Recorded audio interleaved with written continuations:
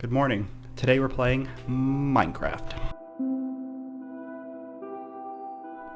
Liftoff has been my go-to simulator for about a year now. That's where I started practicing before I got my first drone. That's where I learned FPV basics. But recently, I find myself getting bored after 15 minutes of flying because I've basically memorized the maps. So in today's video, we're going to build our own FPV simulator with an infinite map and very high map customizability. I got this idea where all good ideas come from, Instagram Reels. While doing some after work doom scrolling, I came across Dronarchy's video who posted a short featuring this mod, and so I decided to give it a go.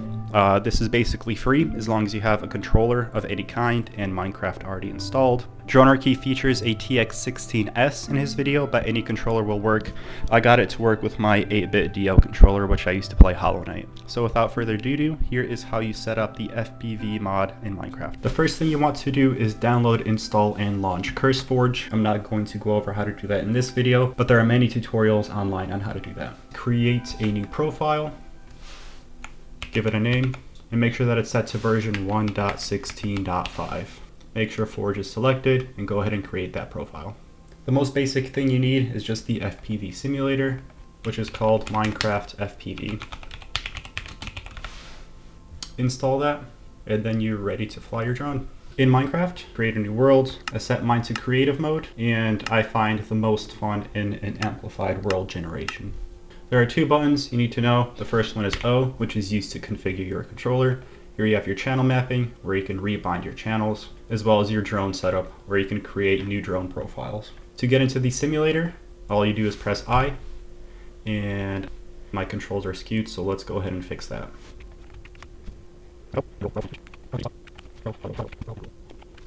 Throttle, and there we go. And that is the very basics. If you're happy with that, go ahead and run your vanilla shaders. But in order to get this look pretty, there's a few more things we have to do. Add two more mods. One is called Rubidium, and the other is called Oculus. And this is what your mod folder should look like. Then install your choice of shaders, and we'll try the top one there. You can then launch your profile. Now these mods conflict a little bit with key bindings, so we're going to have to remap the settings keys. Just go to controls, scroll all the way to the bottom. You can see a shader pack selection conflicts with the FPV settings. I'm going to rebind the FPV settings button. You can then go to options, video settings, shader packs, and go ahead and apply your shader pack. And now you can zoom around in a beautiful, endless generating FPV simulator.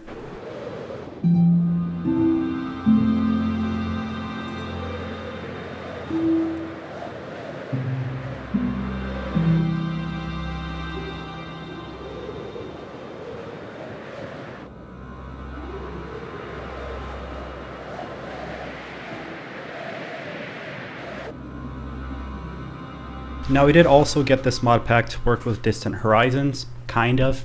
Since we are using an older version of Minecraft, we also have to use an older version of Oculus, which means we have to use a very old version of distant horizons. It doesn't work with shaders, chunks load fairly slowly and have very little detail, and I don't think you really need to see that far. But if you're okay with that, then here is the version of Distant Horizons that you need to install. I've been having a lot of fun with this mod pack. This video took forever to make just because I get distracted, end up flying around in the world, flying over villages, through villages. It's enough for someone new to get started with FPV, to get spatial awareness, to learn how the basic physics work. I still think that liftoff physics are better, but this is more than enough to get started. If you have any mod preferences or you find some others that work with this mod pack, please let me know how I can improve this. But yeah, that's all for today. Thank you for watching.